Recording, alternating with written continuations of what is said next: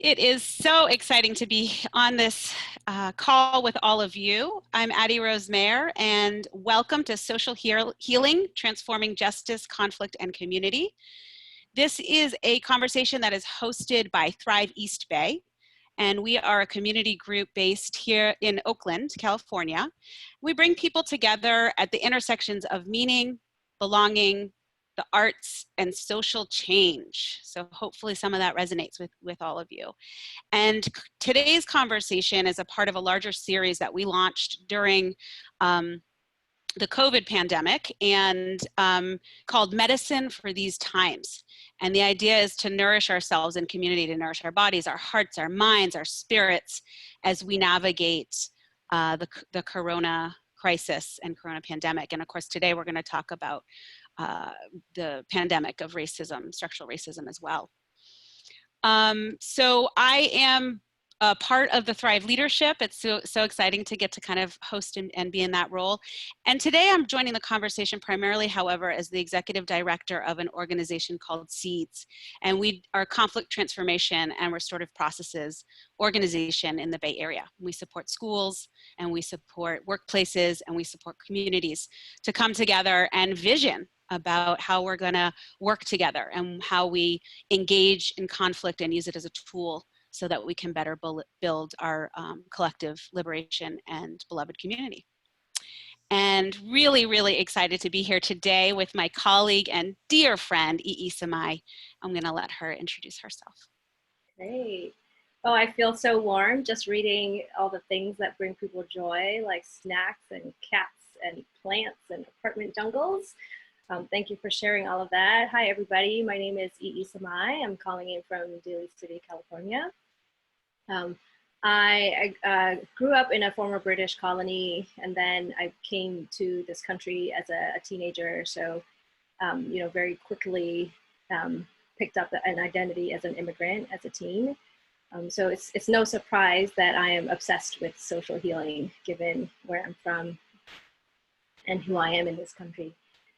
So I'm currently working for myself, yay, very fun. And I'm so excited to do this talk right now because I've spent so much of my life just really thinking about what does it mean to heal, you know, not just resist, to go beyond resistance to healing. What do we need to heal? What do I need to heal? What does my family, my community need to heal? So I'm excited to be in this conversation with you and also learn from you all. And so just to get things started, I do want to acknowledge that we are on Ohlone land. So Seeds, where Addie's organization is on Chukchanyo land, and Daly City, the peninsula, is a part of Ramaytush Ohlone land.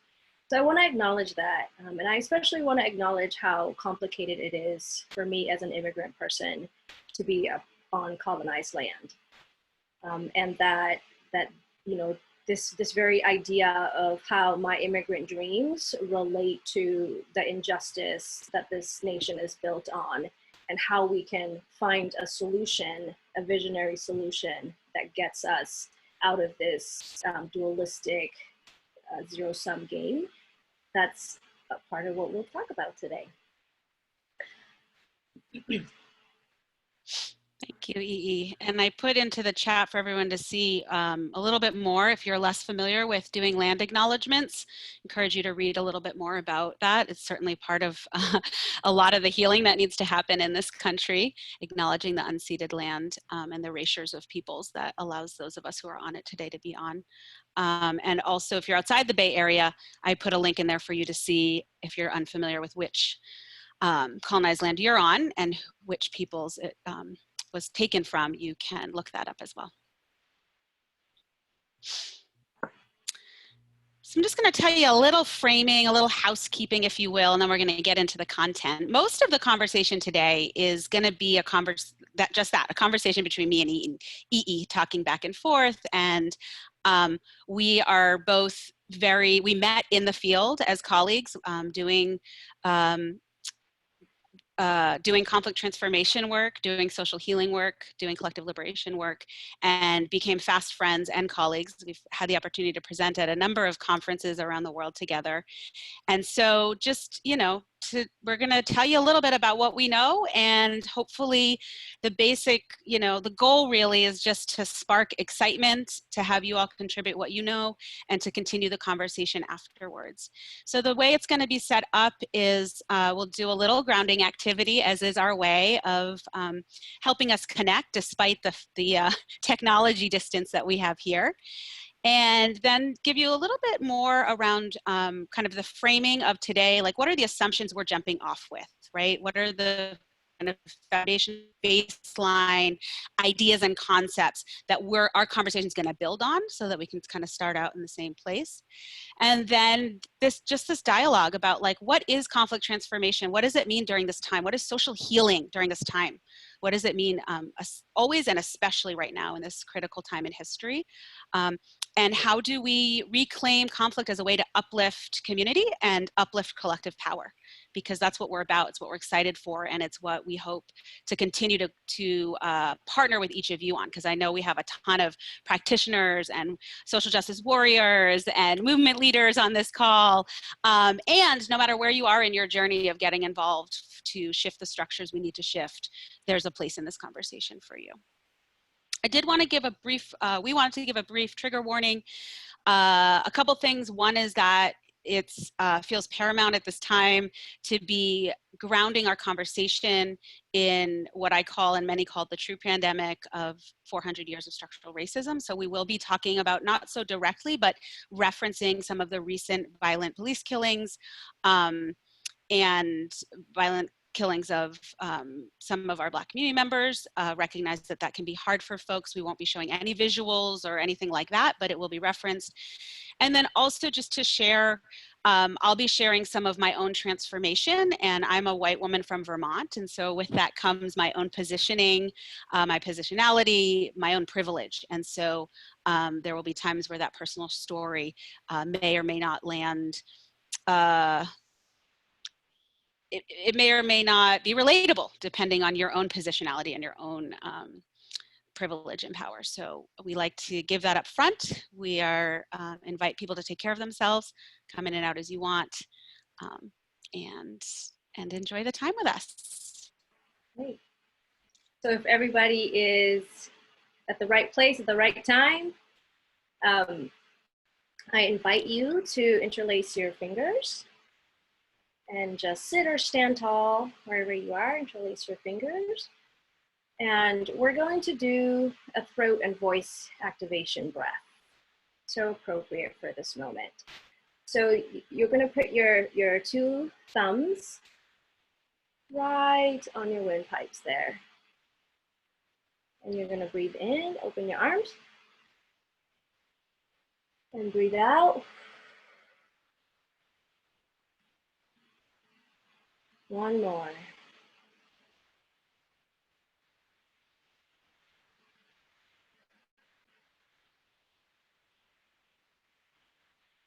Thank you.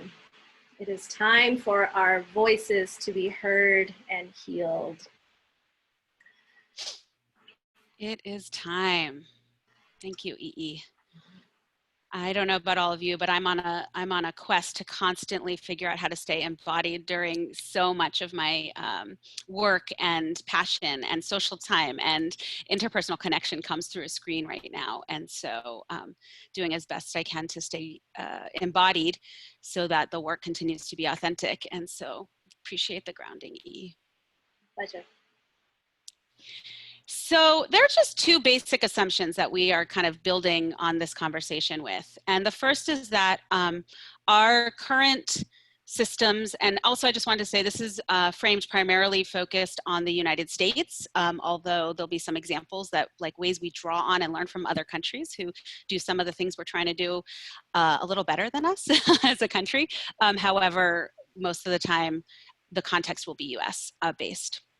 And so basic assumption, basic jumping off point is that our current systems are designed for exclusion, separation, and isolation. That's our criminal justice system, that's our legal system, that's our education system, that's our law enforcement system, that's our political system, that's our system of land ownership and wealth building. And when I say that, what I mean is the design of it. It doesn't mean every single person who engages, we all engage in these systems in some way. It doesn't mean every person who works in them only cares about exclusion, that their intentionality is exclusion and separation. It means that the actual design of the system is doing what it's supposed to do, which is to isolate us, separate us, other us from one another, right? And so we see that. Oh, sorry. And that felt important for us to establish because we often in movements talk about how systems are failing, and actually systems are succeeding very well at the design, right? Like they are doing very well by how it's designed. They are failing us, but they are doing very well. Yeah. And so, you know, especially at this time, at this moment in time, if we see things like, you know, some of the wins we've seen recently in some of the movement spaces around defunding police and shifting some of those systems, well, we have to think about design as we move forward, right? Like what's going to be next? And there's intentional design that's going to go into that, right? So that's another reason that I think it's pretty important for us to acknowledge that. And we see that in our current social and political fabric. I named a couple ways, right? And so our second assumption is that healing, and we're going to talk more about what the heck that even means, because it means a lot of things to a lot of people, that it's a right. And also that we have evolutionary instinct for healing. That means it's not that far off. It's not this like crazy foreign concept that we all have to like, you know, learn that we don't know about. In fact, many of you are already doing tons of healing work, right? Many folks who might not call it healing work are doing social healing work in their movement spaces or in their workspaces or in their friendships, in their families, the ways that you kids, what you choose to teach them, that kind of thing. And so when we think about healing wounds of exclusion, right, if we're going to look towards creating belonging, right, and instead of separateness coming togetherness, then that change happens on many levels, right? It happens on a systemic level, right? That's all of our institutions and systems in place. It happens on a community level, what's happening in our communities. Happens on an interpersonal level, how we engage with each other, and an interpersonal, the things we internalize, the stories we tell ourselves. And so basically what that means is that as we look at healing harm, we kind of have four approaches. One is to change our personal place within a power structure, try to remove ourselves. Good luck with that one. Act against and fight, or transform it. And all of those are valid solutions and have validity and importance. And what we're talking about primarily right now is transforming and transformation. We're going to talk more about what that means. Anything you want to add about assumptions? No, that's great. It's a great jumping off point. And Carol just asked if you could speak a little more slowly, and I'll try to remember that speak too. The more excited I get, the faster I speak. So please let us know if we're talking too fast. Carol, thank you so much. This is a lifelong journey of mine to speak quieter, especially when I get passionate, slower and quieter. You can tell the two things are mixed for me. So I'm going to do my best, and please feel free to keep reminding me, anybody who needs to. It's partially my passion. It's partially like my East Coast upbringing. People just like speak quickly often where I'm from. So on to that. So when we think about creating a healing space, and again, we're going to talk more about what healing means, but it's kind of a little funny, right? Like when Ei Ei and I were talking about how are we going to structure this and what do we want to highlight, for this conversation, it feels, at least for me, I struggled a little bit because I typically like to be physically with people when I talk about this kind of work, because it's so much about connectivity and connection and bringing folks together. And so it almost feels a little bit like, oh, but what am I going to do? I'm not going to see the faces of the people I'm talking to. So instead, I'm going to do just a tiny little connectivity visualization. And if there's any folks on the call who might, depending on your orientation towards towards mental visualizations, there's a lot of great neuroscience that talks about why this helps us as humans. And so I encourage you to just Google it if this is something that you're like rolling your eyes about, like, oh gosh, here's this heart-based, West Coast stuff. I like to say I've been bayified by the Bay, right? And so, and yet, but it doesn't matter whether you come at it from the ancient wisdom of healers from all over the world, or whether you come at it from a, modern Western approach to science. You can find the evidence. Do you want to add anything, E? No. Okay. All right. So I'm going to invite you, if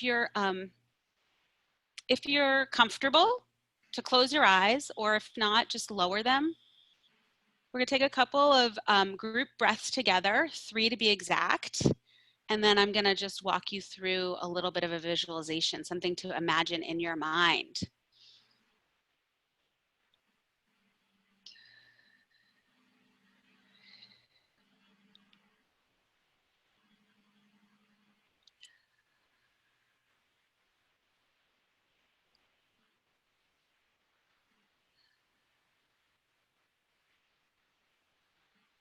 Okay, so I want you to picture yourself sitting in a circle. You're sitting in a circle with about 10 people. There's someone to your right and someone to your left. I want you to sort of notice what that would feel like. The heat from the person on your right. You can hear their breath. They shift in their chair. You can hear the person on the other side. And I want you to picture you're the inner circle, and right outside of you is another circle. So you can feel someone on your back, someone you trust and know that you are safe enough for them to be behind you.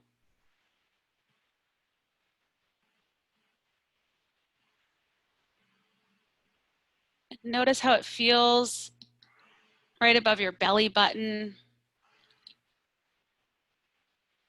to have these people with you. Notice how it feels in your heart. How does it smell? That funky person next to you who likes a different scent than you do. Maybe they don't wear deodorant.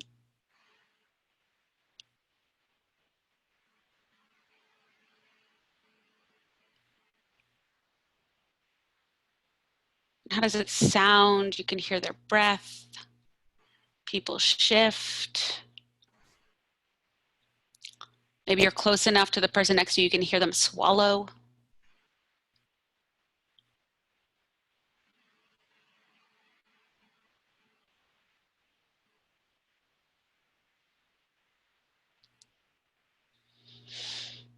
Take one more breath and breathe in that deep sense of connection.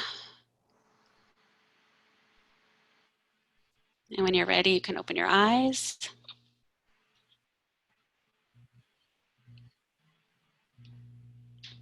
Come on back.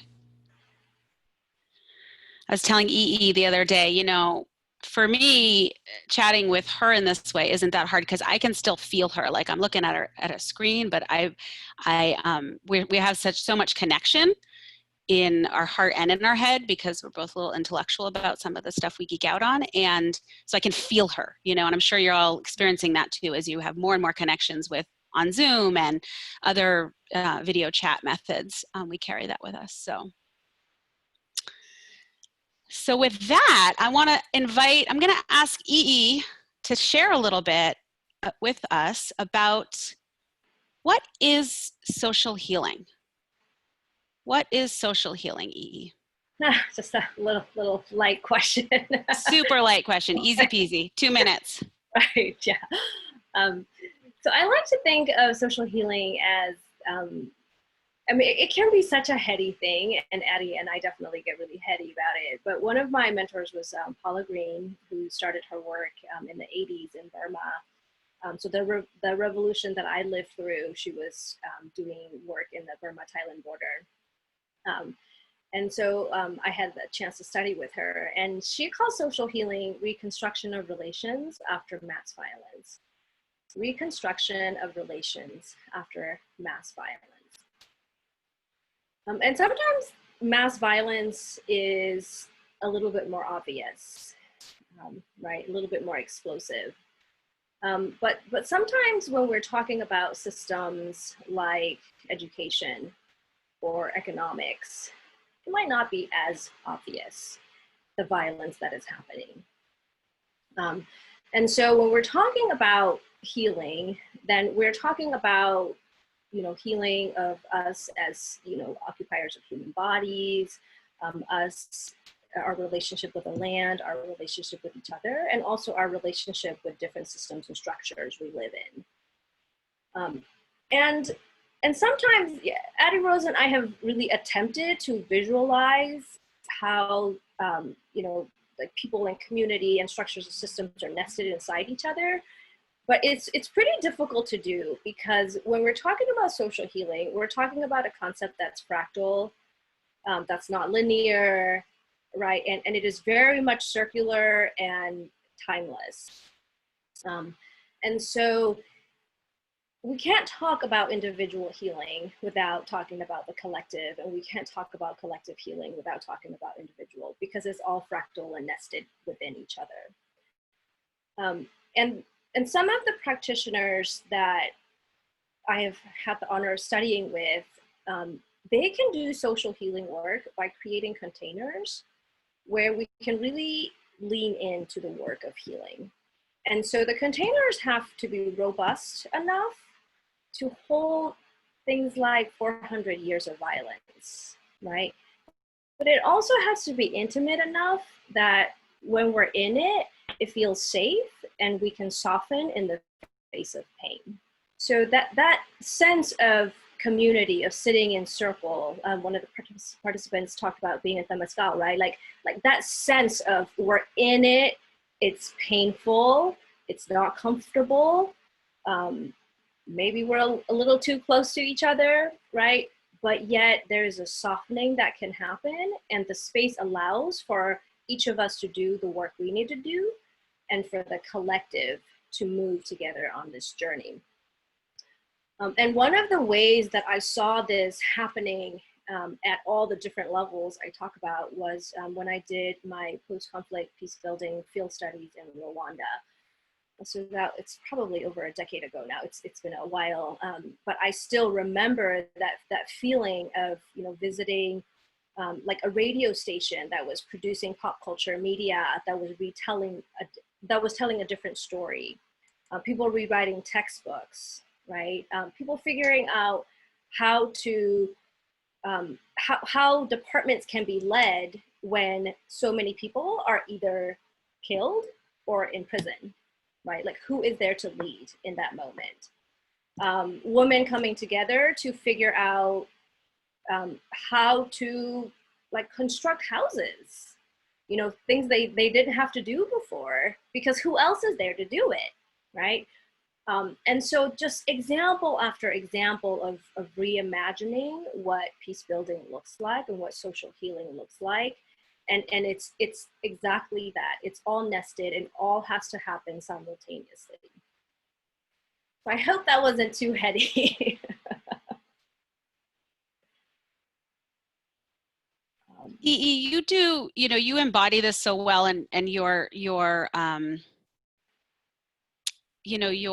purpose in the world and the way that you live that out, both in just how you live your life and especially in the work that you do for Brave New Us, your organization. Do you have an example that you want to give us that of kind of recognizing that some of the systems, like you said, some of the mass violence is potentially a little more hidden for some, like feels different maybe than what we might look at like the Rwandan genocide, but something here. And given that you do a lot of interrupting of that, is there anything you want to add now, or we can wait till later if you prefer?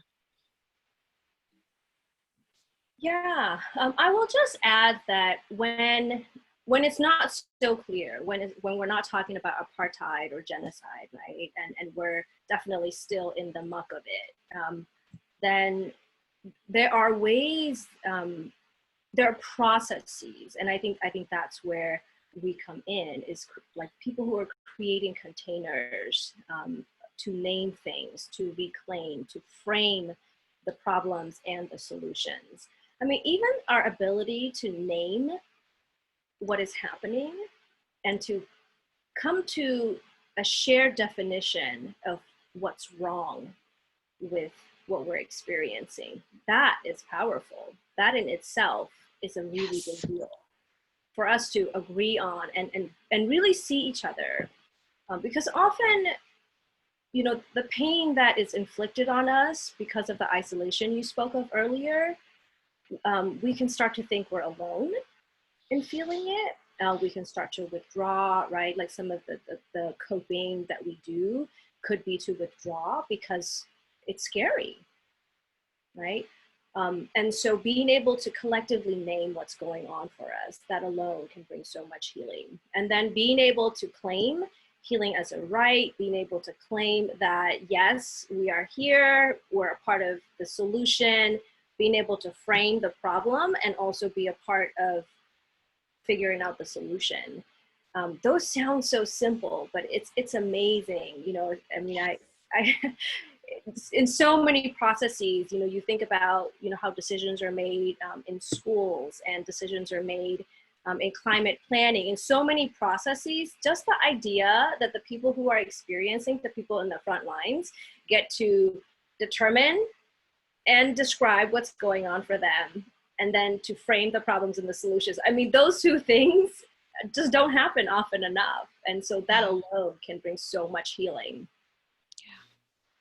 Great, thank you. And somebody put in the chat also the role of accountability within that, the naming and the framing, and the naming, the claiming, and the framing. And that's part of the claiming, right? Is like, this is where I fit in, and this is the accountability that I'm going to take. That's a lot of the work that I do in my weight accountability work, right? Is figuring out where the ways that I'm both benefiting and perpetuating these systems that are doing what they're designed to do, and yet benefiting me, and where's my accountability in that. And I'll say too, as a leader of an organization, man, I mean, that's the question I have to ask myself with every decision I make. What is my accountability to this? And that's not simple. The answer is never simple, right? And especially if people don't have the same definition of what's actually happening. Right. Yeah. Yeah. Thank you, Sunshine and Lace. Beautiful. Highlighting those. Awesome. And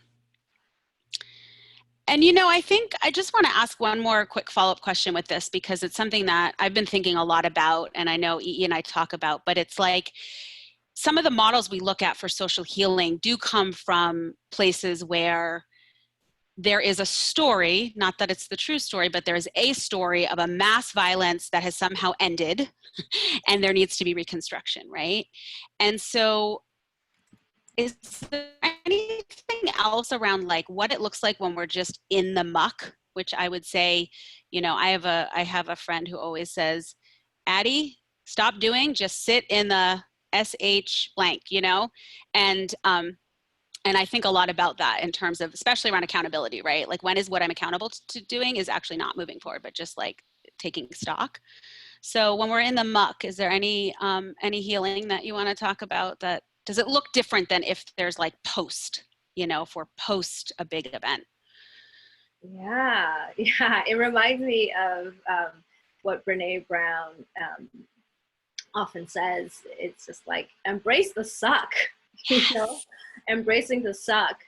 Um, but really what you're bringing up for me is, I've seen a lot of posts around grief and how we don't have enough spaces in our communities for grief. Grief is understood as something that happens alone, as something to hide, as something to get over and move on from. And collective grieving is one of those places where if we can really get that right, so much can happen. And yeah, and I do think about, Addie posted in the chat a little bit earlier about Professor Ginwright's work. You know, it's when we're talking about things like restoring hope and political imagination, we can't get to those places until we can really connect with the grief of what's been stolen from us. Sometimes our very lives, right? And the lives of the people we love. And so we have to get to that place where it's safe enough for us to say, I'm falling apart. I don't know how to take the next step. I don't know if I can stand. I'm worried for my children. I can't sleep. Like, we have to get to those places where we can just share with each other the grief and the pain. And then that's a stepping stone to then build that beloved community, right? That circle you're talking about. Beautiful. Thank you, Ei. So I'd love to just invite anybody to put into the chat, what social healing are you seeing happening in your communities right now? Either that you're a part of or that you're witnessing, because it's everywhere. What are you seeing? I know that there's a plethora of, a wealth of knowledge and experience of the folks on this call.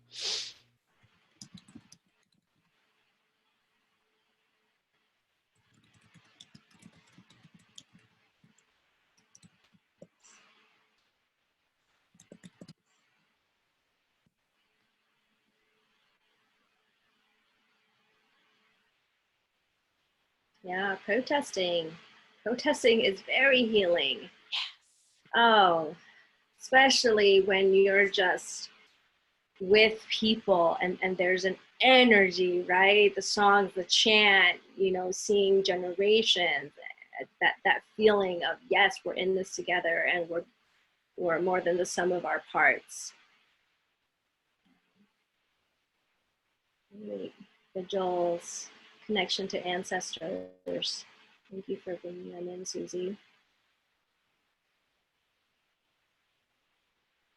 Oh, I love that. Carol shares that there are 400 folks online every week with Stacey Haynes participating in trauma resiliency practices. Thank you.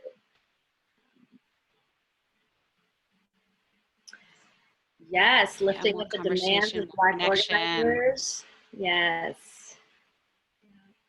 Art and music as a form of expression. Groups engaging in dismantling the supremacy within themselves via book clubs. Yeah. Yeah. So I can see that this group as a, you know, if we could think of ourselves as a collective for a moment, if I dare to say that, given we're still these kind of talking heads, but, you know, you see the depth in what social healing can look like. And I'm really glad that sometimes folks get stuck on, or at times I've gotten stuck on healing being about the individual. And certainly that's a component of it. And at a time like this, we're talking about, you know, Ei said earlier, you can't talk about like the personal healing without the collective and the collective without the personal. We are in a lot of ways one and the same, right? Like that's the concept of we belong to each other. And so that's where we're at. That's so highlighted right now, I feel like, in terms of what's happening. The way that our social change is happening in this current moment, that there's a lot of ways, a lot of entry points. Yeah. Thanks.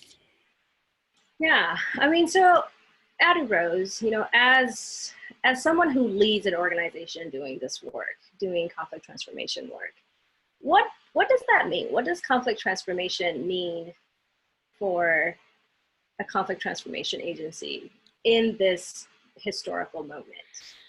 Yeah. So I love this question, and I'm going to try to just say a couple highlights because this is what I could talk about all day. In fact, some days I get to, lucky me. But I think, you know, first at its bare minimum, conflict transformation is simply changing and interrupting patterns, beliefs, and the systems that contribute to violent conflict.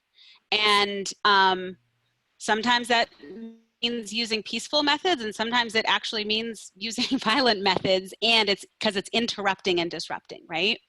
And so the other component of it that really is very foundational to me in this time is that we need conflict as a tool.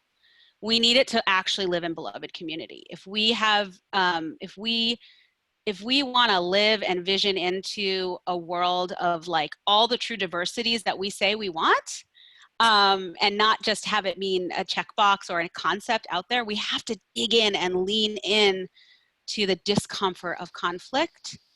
And conflict is a tool, right? And so right now we're seeing conflict as a tool used in many, many ways. You can use conflict intentionally to escalate something, to get more visibility for it, to call out certain folks, to shift power dynamics. You can use it as a tool to build relationship and connection and learning and understanding, right? And so I always say that there isn't a wrong method of conflict engagement, but really we ought to know what the heck we're trying to do when we're engaging conflict and transforming conflict so that we have the right outcome. And what I mean by that is when I'm protesting, I have a different approach. I'm doing something different than I am when I cause harm to you, Ei, because I say something that is from my own lived experience and in some way implies that I'm ignoring you or I'm not seeing you, right? My approach to how I handle that conflict or how I engage in conflict is going to have a different intention and outcome, because then I'm going to be looking for connection, understanding, learning, and relationship, right? And so if we know our system is designed to separate, how do we use conflict as a tool to combat that? Not just in bringing down systems, which is very important, also in how we come together in community and as families and as workplaces, wherever we're convening, in our schools and stuff. I think I'll just add to that, this is a really exciting time. This is a heartbreaking time, right? I think many of us, and I'll speak for myself, but I feel that I've heard a lot of shared experience of rage and grief and at the same time gratitude, and even just like experiences and emotions that some of us don't even have words for, right? And some of the changes that are coming, there's been a groundwork that has been laid for a long time. They didn't come out of the blue, even if some of them feel a little bit quick, right? For some people, depending on where your orientation is, So for example, something like defunding the police and reinvesting in community solutions, well, man, there are practitioners in my field, in our field, that have been doing that forever, right? Like running programs, reentry programs for people who are formerly incarcerated individuals, or restorative justice programs to, when you can, prevent people from being put into the system to begin with, right? Doing restorative justice in schools to break the school to prison pipeline, doing community-based mediation where you bring people, like, instead of telling people how to solve their problems because you are like, part of the government or part of the police force or whatever you've been anointed to do, but saying, no, like, what's going to work for you. Let me just help you. Let me partner with you to do it, right? So all of those things are what conflict transformation means in this moment. Addie, why don't we see conflict as a tool? Well, conflict, this, and probably everyone on this call knows, but I have to say it, conflict is super culturally situated, right? So we definitely have dominant narratives, just like we have all sorts of like white supremacy dominant narratives of a lot of things. We also have dominant narratives around conflict. And some of those are that there's two ways to be. You can put your head in the sand and run and just think it'll go away, or you can kind of attack, right? And those tend to be a lot of the common narratives. And even if your cultural orientation isn't that, our system's cultural orientation is that, right? Something's wrong, we're going to punish you. We're not going to actually do any sort of restorative look into what was the real harm and the real damage. We're just going to say, okay, consequence. Well, if the consequence comes from somebody or a system that doesn't serve you anyway, you might not care about that consequence, you know? So, and it certainly continues to separate us instead of bringing us together, right? So I think common concepts, you know, it reminds me of one thing. I had the opportunity to launch a program in a county jail, primarily started in the men's jail a few years ago. And you know, we did all these surveys. Believe it or not, the men wanted me to facilitate, even though demographically you might say, like, what the hell does this lady know about my lived experience? But so I was in there, you know, and after a few months of leading circle and with conflict transformation principles and skills, and, you know, we do it in a very trauma-informed way, which means you use the same exact process every time so people can come into the comfort, and then they can step up and start facilitating, right? A lot of these best practices that are proven by not me, other, you know, other smart people who've been doing this work forever, we got to borrow. And gentleman said, why the F didn't I learn this when I was a kid? Like, how didn't I learn to connect with people and talk to people like this? You know, and he was rightfully irate. Like, he was just so mad. He's like, I wouldn't even necessarily be in here if I had had these tools, you know? And it's funny because I have a lot of friends I talk to, like a lot of my friends who are from Europe, I tell them what I do and they're like, what? Why would you need that? Like, didn't you learn that when you were a kid? I'm like, nope, you know? Yeah, so I don't know. That's what I got, I think, to answer that question right now. Yeah. Yeah, no, I mean, it makes a lot of sense because I mean, I come from a culture that kind of like puts up until they explode, right? Like that's the modeling I saw, where it's like, you know, like patience is a virtue, you know, it's a part of these like Buddhist values, and like patience, but it's like resentful patience, right? Mm-hmm. And then when things explode, and there's like, you know, not just like regrettable words exchanged, but like things broken in the house and like people leaving. I mean, you know, it's like things get big, you know? And so, you know, in my journey to learn a different way of doing things, it's been this like kind of funny moment where sometimes the way I show up with my new skills isn't really trusted, right? It's Totally. foreign, right? And it's unfamiliar. It's like, well, what magic thing are you, like, you know, like, are you trying to pull my leg? You know, like that there's a little bit of suspicion when I use like my language, right? Yeah. I'd love to hear from you as well, like as you're doing skill building in workplaces and schools, like picking up a new way to relate to each other can feel so foreign.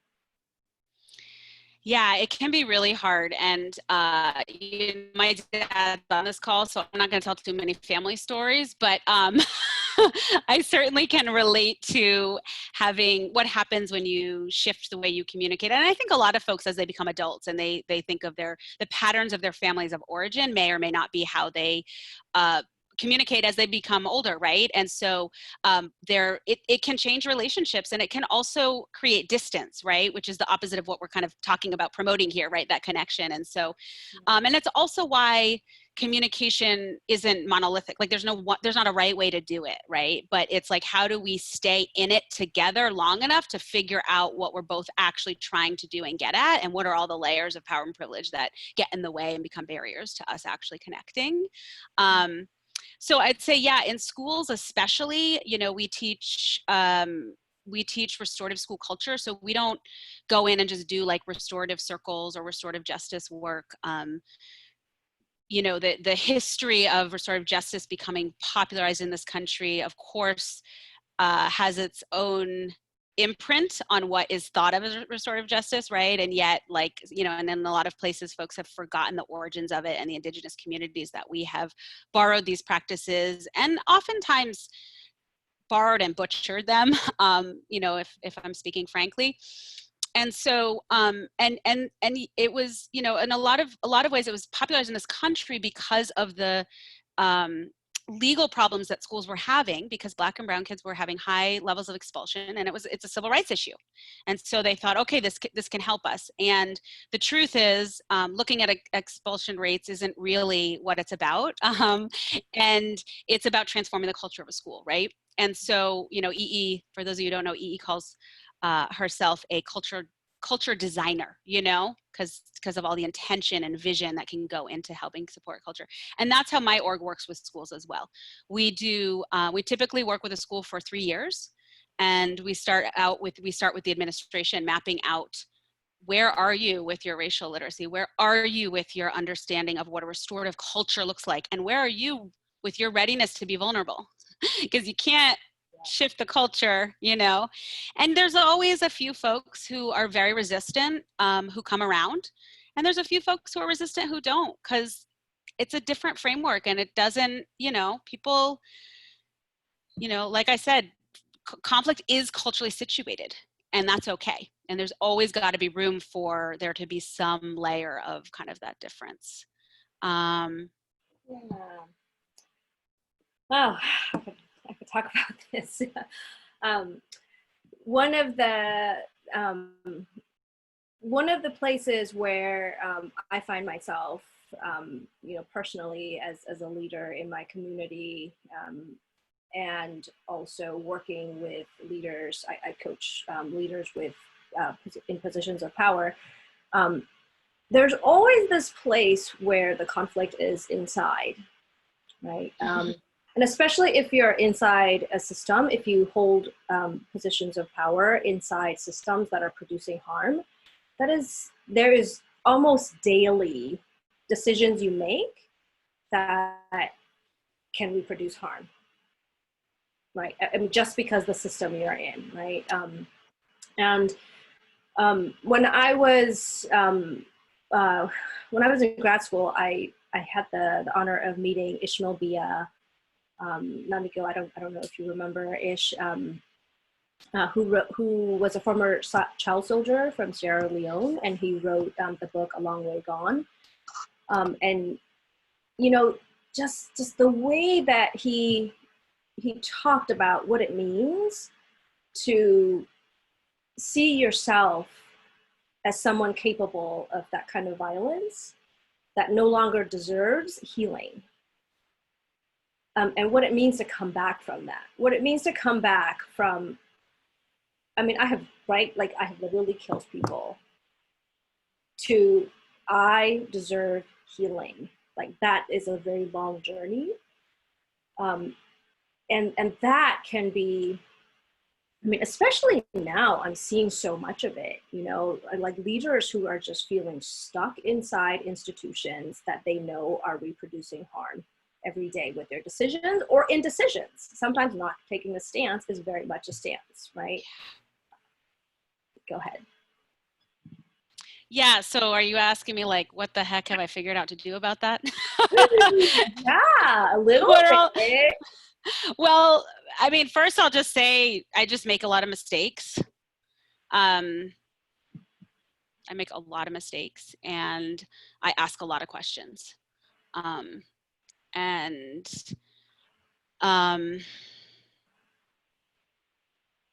Yeah. I think also it helps me a little bit, you know, I was oriented from a young age that our systems were inequitable. Just being raised by activists, and just orientation that I was given from a young age was that, like, this world is pretty messed up in terms of who has power and privilege and who doesn't, and how do we assess that. And with that, the responsibility that, because I come from relative privilege, I have a huge responsibility and accountability to change that. And so I think that's helped me a lot, because I didn't have to have that moment in life where I think some people, depending on their power and privilege, are like this wake up moment of like, oh, darn it. I'm trying really hard not to swear. I don't know if y'all can tell. Yeah. She's doing a pretty good job. Thank you, Ei Ei. And so, like, you know, it doesn't mean I'm not still learning the depths of it. It doesn't mean I like have arrived anywhere by any means, right? It's just, I do think that orientation helps a little bit. And what I mean by that is like, it's just that there aren't simple answers, right? Like we're seeing that so much right now. I mean, some of the answers are sort of simple, and a lot of them we've built such messed up things for so long that the solutions and answers aren't simple. And so just knowing that gives a patience and a sense of like, okay, so just like constant inquiry, I would say. Like I ask myself questions all the time. Like some days on my bad days, it's like, who am I disappointing today? Who am I letting down? And how am I contributing to the horrors of the world, right? And on a good day, I can ask myself, what are the small wins of today? You know, that kind of thing. So I'll give you an example, because sometimes talking in generalities doesn't necessarily mean a whole lot. But you know,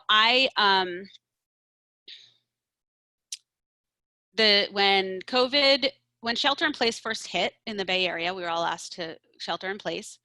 Our organization, like many small nonprofits, was in trouble, or we didn't know if it was in trouble. I've been the executive director for a year and a half, and I always said my first year, when everyone used to say like, how's it going? My response was like, well, they haven't closed the doors under my leadership, so I guess I'm doing okay enough, you know? And then I thought, oh my God, the doors might close under my leadership, you know? And so I think that,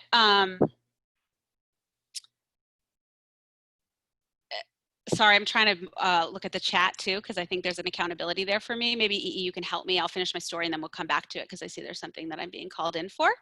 And so, yeah.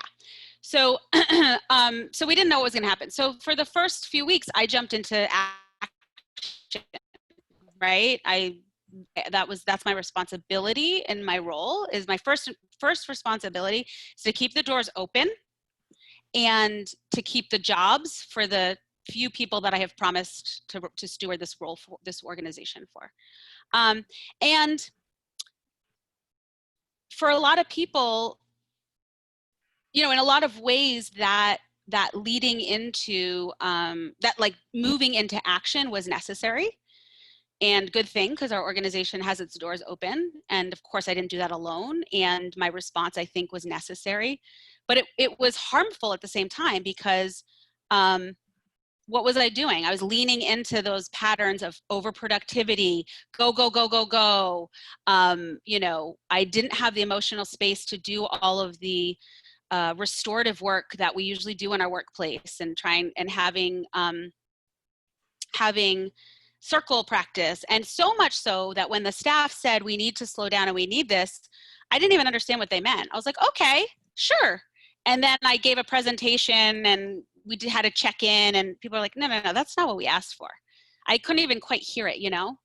But the thing is, if you just like asking the questions of, and being honest about what system am I playing into, right? So a lot of those traits folks would say were part of like white supremacist culture that I've been indoctrinated into, that the productivity expectations of our workplaces really require for us to keep the doors open.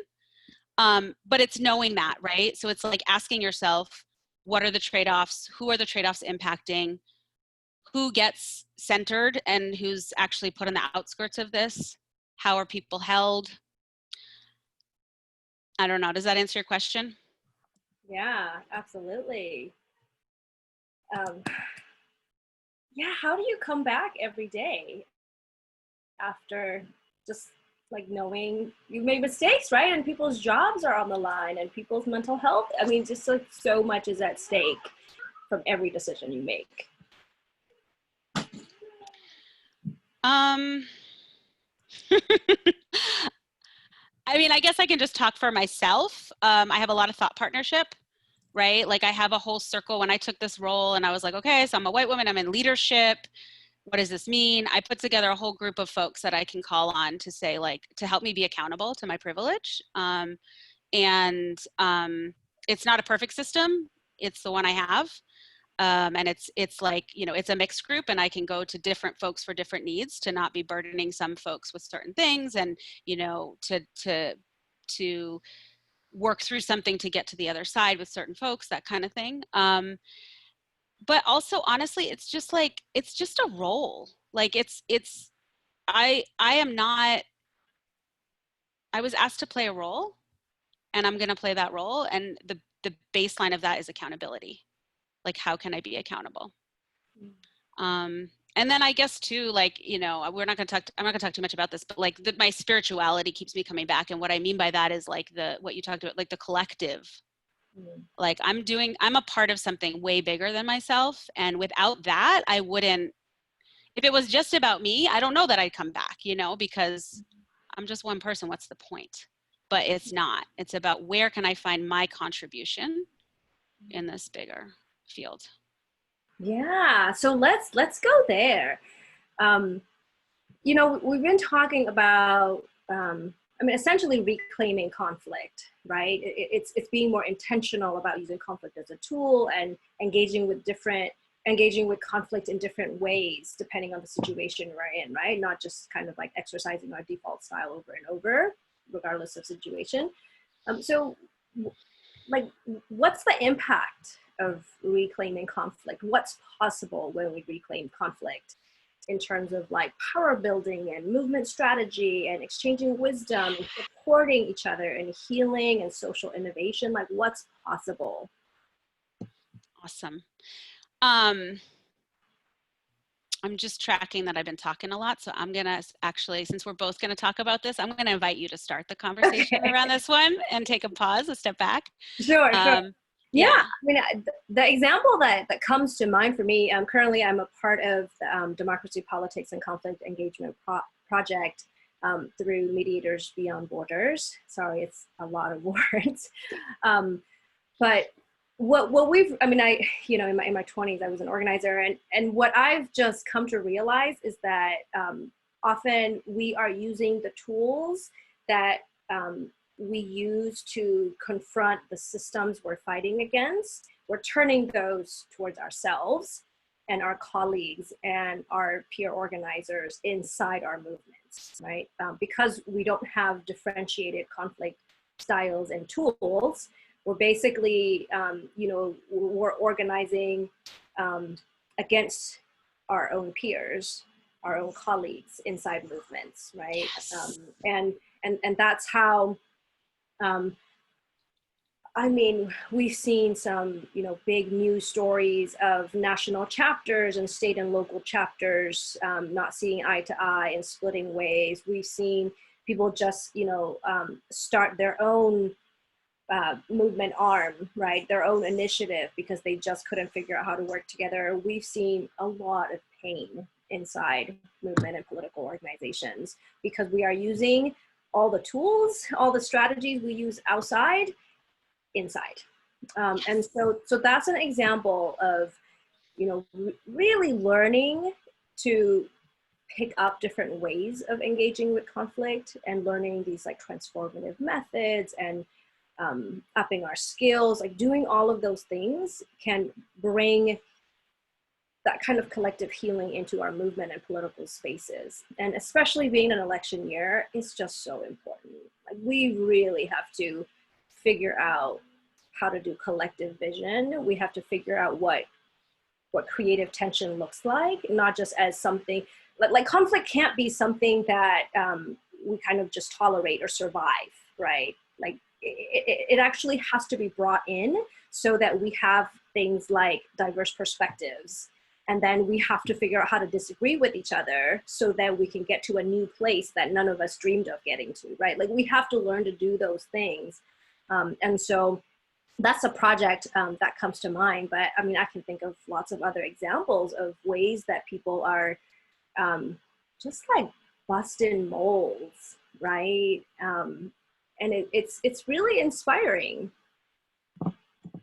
Yeah, that's beautiful. And I think, you know, in our time working together, EE, it's one of the ways that you and I have a lot of what I like to call mind meld, right? Is that that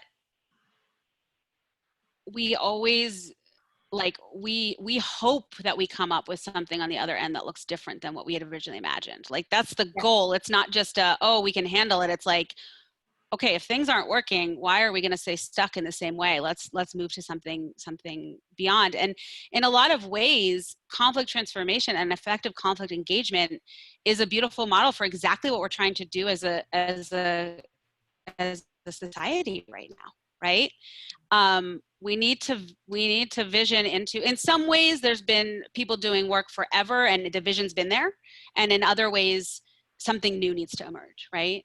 So in some ways it just needs to be made space for it, and in other ways it kind of needs to emerge. And I think that a lot of the framing of engaging conflict in this way is also like the strategies of conflict engagement are the strategies for the new world that we're trying to live into, right? So for example, solutions belonging to those most impacted, right? So like when we defund the police, is the money going back to Black communities, right? And their solutions, right?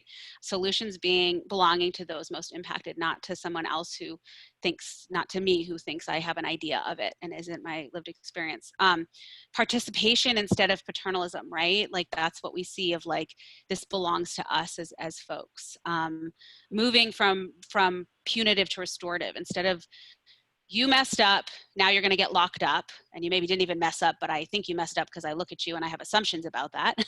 But even if you did, you messed up, I'm going to lock you away, versus, okay, our society needs you. Our society needs you, and this behavior isn't good for you and us, so what are we going to do all together, right? So all of those things are uplifting collective power. And I just finished leading a really cool, I've spent a lot of my life in movement spaces as well. When I moved to the Bay Area about 9 years ago, I stopped being like an outwardly vocal activist for a while, because everything I said was wrong. Because you know what? You all probably know this, but if you're part of movements, it's super regional. It is not, if you live in the Bay Bubble is not the way everybody talks, or even in your microcosm of whatever community you're in, not everybody talks that way, right? And engages in that way, right? And so, and everybody said to me, oh yeah, don't bother, like it's so exclusive to be an activist in the Bay Area. Like you have to earn your keep here. You have to prove to people. I was like, okay, well I can do that. I'm from New England. That's what I like, you know, that's the way I was raised. Like, prove yourself before I'm going to give you something or trust you or think you've earned your space. But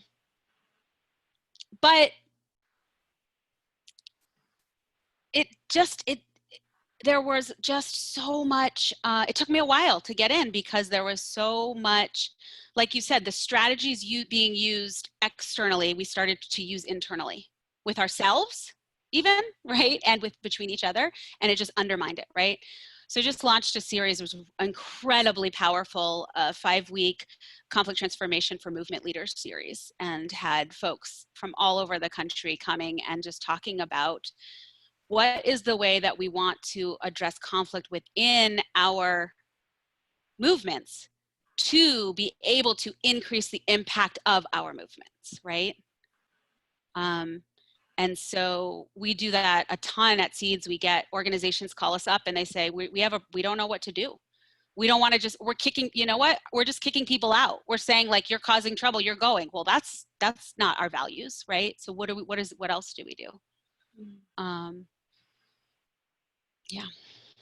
Yeah. And just being more intentional with the way that we see conflict, like undoing the narratives that we have learned around conflict. And, you know, I mean, I keep seeing things like, you know, don't need to have conflict, right? Like walk away from conflict. And, you know, they're just messaging as if conflict itself is a problem.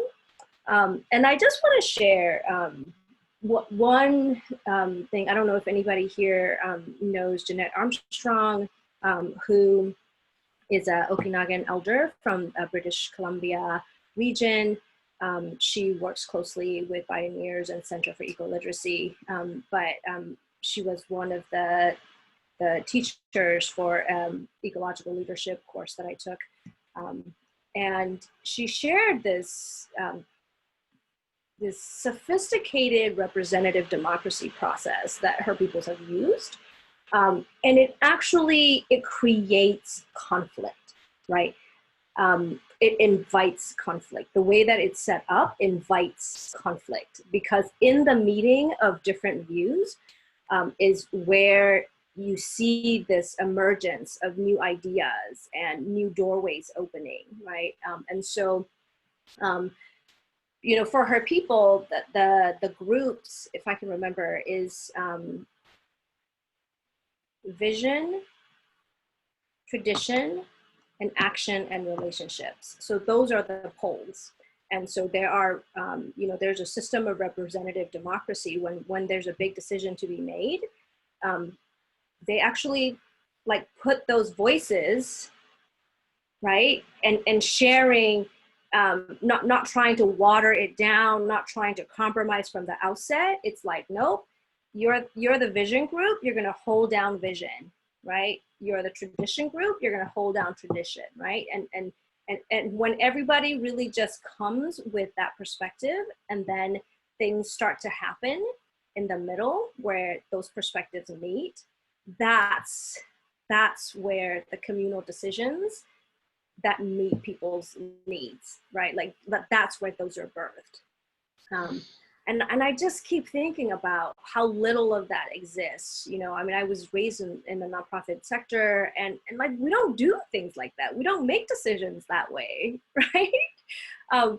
And so even in terms of like looking at, like what idea, who gets to come up with the ideas? Who gets to come up with the objections to the ideas, right? Who gets to say, you know what? We don't understand enough about the problems to come up with the idea yet. Let's understand the problem more. Like who gets to say those things, you know? And what I keep seeing over and over is just we're repeating these models of like research and design that just haven't served communities. Yes.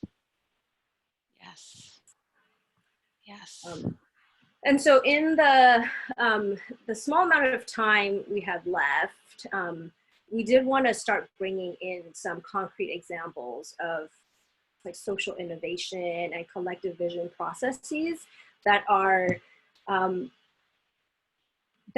using conflict, right? Like purposefully, and in ways that are so inspiring. I mean, it gives me so much life. So I'm sure, Addie, you have a few examples as well. But one of the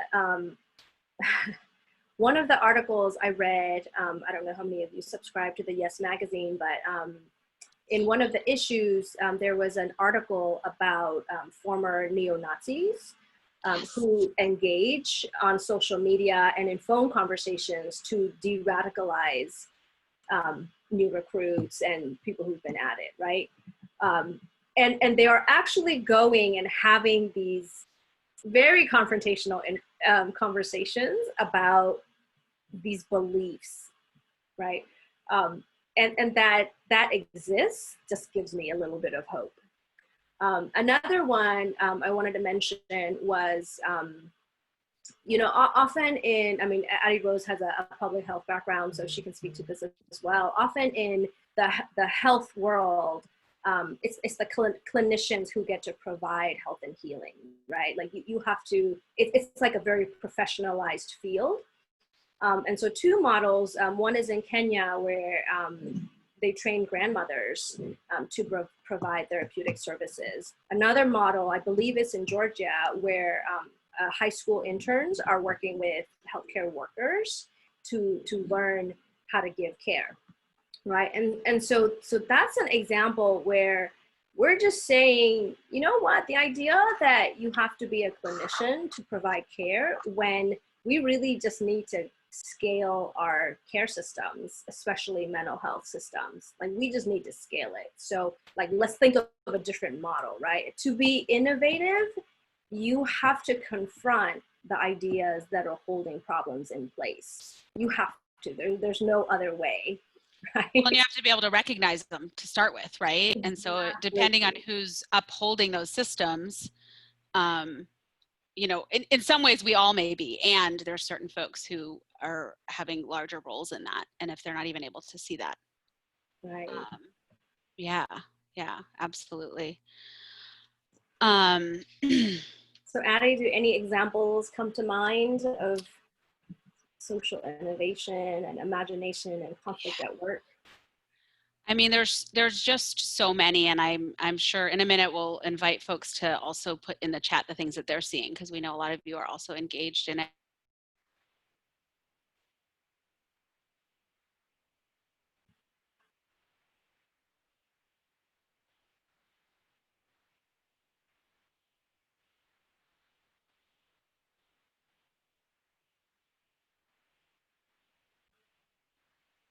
But I would say certainly, what do you call those things that are where all the kid come? Assembly, excuse me, an assembly, and talked about the at the time it was called the AIDS epidemic because it was early on before people understood the difference of HIV and it turning later stage into AIDS and that kind of thing. And a group of us were super inspired, and we where I was a part of a organization called Student Coalition on Human Rights. We called ourselves SCORE.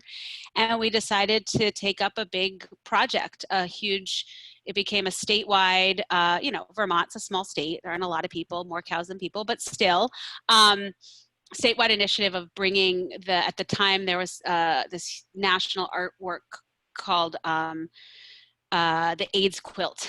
And later the name changed again as we learned more about the difference between HIV and AIDS, but at the time, and where people would celebrate the lives of those who had passed away to show that, you know, it wasn't that whatever the media was telling us, the stereotypes and all of the bad publicity of who was getting named and blamed and shamed, but that folks had robust lives, you know.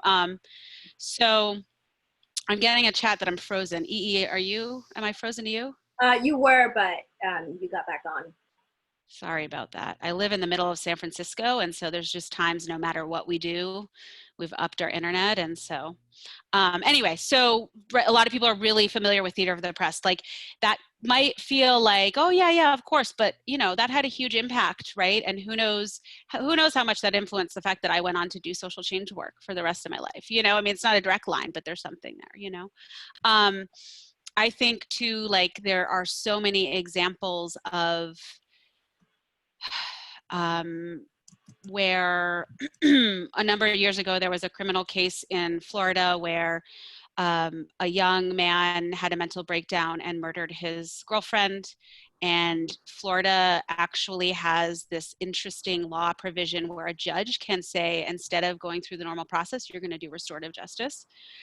And, you know, and the family of the woman he had murdered chose a different path for him. They chose for him to dedicate his life to doing certain social change work in honor of her, you know, and they went through this process and he got the help he needed first, right? He went to a mental institution for a while and got, but you know, had he gone through the regular court system, who knows, he could have gotten life in prison, you know? So countless examples like that. Really exciting stuff I've found.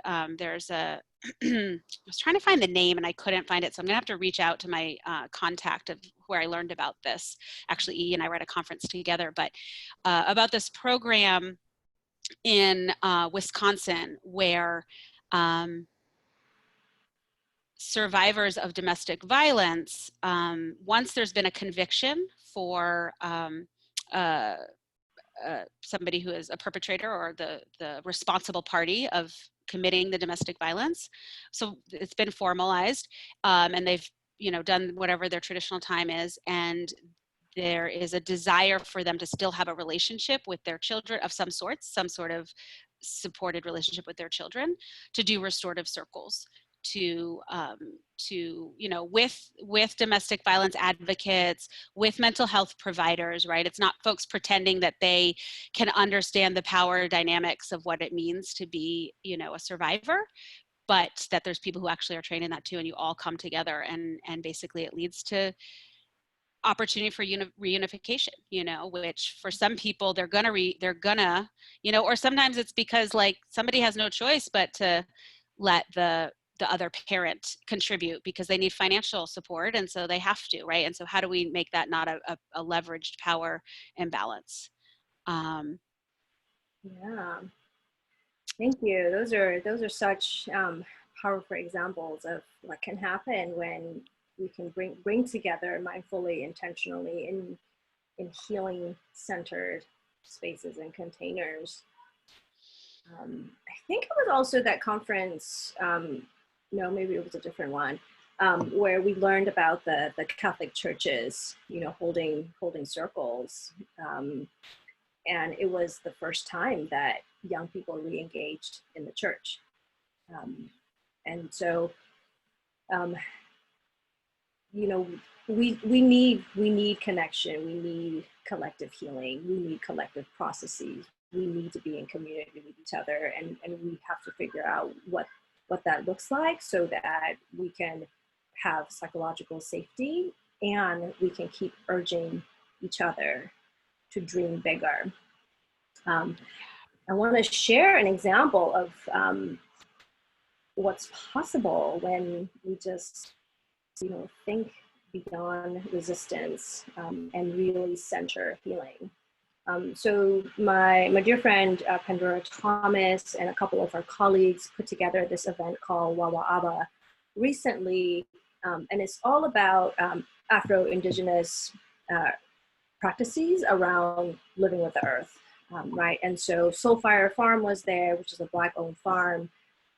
You know, just like sharing, these are the roots you eat, and this is the relationship you have to these medicines, and just different people talking about what healing looks like, and how we reclaim Afro-Indigenous practices.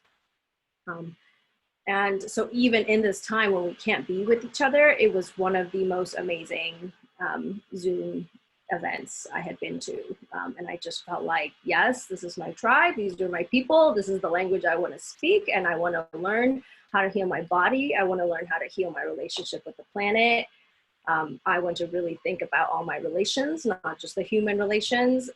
And so we just need more spaces where we can come together and get to these creative and visionary spaces. And in order to do that, we have to get good at speaking our pain and sharing our pain to each other. Beautiful, thank you. I've got Miss Pandora. I'm gonna have to reach out to her now. Yeah, Pandora is amazing. So Ei, before we close out in a little bit, so first of all, I just want to draw folks' attention to some beautiful resources that Ei and other folks are putting into the chat. A lot of folks on this call, not surprisingly, are doing incredible social healing work, and are, you know, so please share about that. We want to know about all of it, and you know, I feel excited by the opportunity that that defunding police brings in being able to invest more in the types of social healing programming that folks are sharing about. And yeah, community conscious policing. Yeah, there's also like a participatory budgeting is a great approach for collaborative problem solving and that kind of stuff.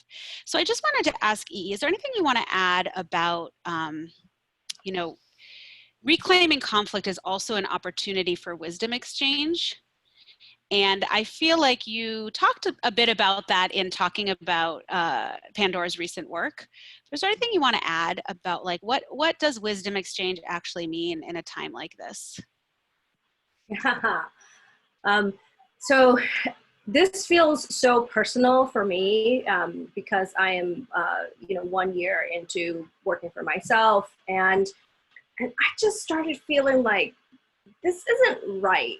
This is not the way my cells are structured. You know, like I think as a in collective, and I just think better when I'm with other people. I feel better. I do better. And so I'm a part of two spaces, one of which I created and another Eugene Kim created. where practitioners, people who are facilitators, trainers, and coaches with a justice lens are able to just be in community with each other. And one of the last conversations we had was like, where is the space where facilitators and trainers can do like our trial comedy routines? Like where is the equivalent of these like, kind of dark and dingy little clubs where we can try out our materials and maybe it goes well, maybe it doesn't, but we really need spaces where we can be sharing the insights that we gain from our work with each other, and also create those vulnerable spaces where we can be like, you know what, I've never tried this thing, but I want to. Can y'all be my forgiving audience, right? And give me feedback, and even that that idea of leaning into feedback as like a way to change our relationship with conflict. Oh gosh, like that alone could change so much in our workplaces, right? If we learned how to give and receive feedback in a way that is brave and kind, like that could change the toxicity of so many workplaces. But yeah, so that's definitely a personal example that comes to mind. Is like I benefit from these spaces where I can learn from other people's wisdom.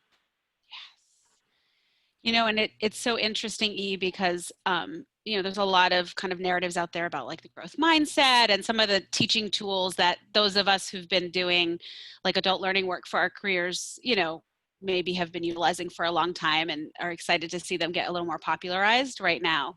And, hearing you talk about finding that those people that you can do your first run of a comedy routine with and get some feedback with made me think about, because I know there's a lot of folks on this call who may not be a part of, may not be facilitators and trainers and part of, and maybe even you don't even consider yourself a part of a movement space.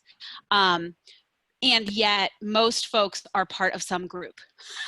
Whether it's your family unit, whether you have children that go to a school, whether it's the fact that you have a job, whether it's that you live with other people, right? There's some sort of group dynamic.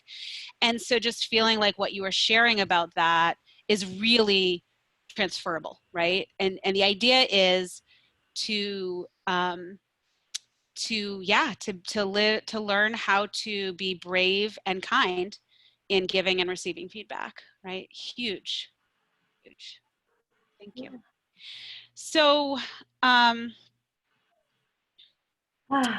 any last thoughts before we do our beautiful closeout? And again, please, in my attempt to really be present in this conversation, I have been doing quite as much of the chat monitoring. So I should have said that up front. It's one of my growing edges, is being able to present and be very present and still monitor the chat. So E and I kind of go back and forth, but everybody please take a look at the chat. And we're going to be, I'll tell you more about what next steps look like in a minute, but see if there's any other, before you do your closeout activity, I know we're going to do one of those after I talk a little bit more about Thrive. Yeah. Anything else you want to say before we do the closeout? I just want to really appreciate all the folks who've been super active in the chat. It's like one of my dreams. I mean, I know a lot of facilitators and trainers don't like side conversation, but I often feel like if people can't wait to share because of something that's happening in the room, I must be doing a good job, right? Like, and so I'm just really appreciative of all the back and forth and just like the quote unquote side conversations that are happening. So thank you. And I do see some questions and whatnot, and we'll try to get to them. You are totally welcome to follow up with us. I don't know, do folks have our emails?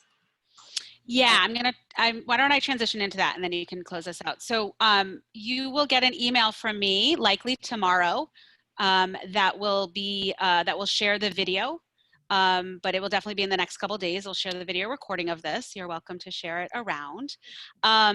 And also you will then have my email, and I'll make sure you have Ei's email. You'll have both of our contact information in that, of our organizations and how to contact us. We love answering questions. I can use we there because I know Ei well enough to know that that is a trait we both share, and are happy to engage and want to hear more about the work you're doing. And Thrive is continuing to do this beautiful series. So please stay tuned for more offerings, more timely conversations. The next one is next Thursday, called Reimagine Justice, Education, and Spirit. So I hope to be on that call and hope to see you there. And you can find out more about Thrive East Bay at the website. And on their website, there is a Medicine for Our Times link. And I think Josh was putting that in the chat for everybody so that you can have access to that. And Ei, I'll pass it over to you to do our closing. Great. So this is from one of the practices of Wendy Palmer, whose work is called Leadership Embodiment. She's a 6th degree Black belt in Aikido. I honestly don't know how old she is because she looks amazing. And in her dojo, she throws around men, who are like twice her size and half her age. And she makes it look effortless. And one of the things that she teaches leaders is that you can't carry the load alone. You have to actually learn to embody what it means to let people in and let resources in. If we're in a closed and protective state, we are actually saying no to what's hurting us, also to what could be helping and healing us. And so first think of a tree or a flower that brings you that that sense of like spaciousness and safety or inspiration, right? Like that brings you good vibes. So think of that. And when you have it, I invite you to either downcast your eyes or close them and sit or stand in a way where you are centered. So grounded is different from centered. Grounded is more pulled towards the earth. And center is that place where if you're about to stand on one foot, you just lift a little bit. So centered is that place where, if you're a meditator or a yogi practitioner, you lift a little bit and lengthen your spine. And so from that place of center, you're gonna breathe in the tree or the flower that brings you life. And it's okay to let it in. So breathe in and breathe out. And one more, and think it's okay to let in help and healing. And out. Thank you, everybody. The gift of your time and your stories is so appreciated. Please stay in touch. Can't wait to connect further. Thank you. Listen the world, I hope I see you again someday. In isolation, trying to find the right words to say. To the rest of the world, from Oakland to the rest of the world, I love you.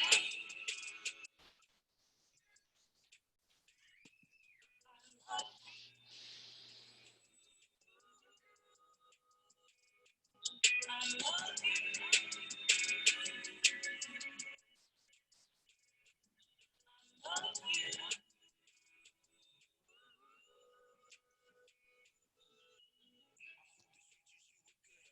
Spirits, we calling with that force, down, down, praying that they take this course, reminiscing on the beautiful places, it's different places, exotic stages, this music take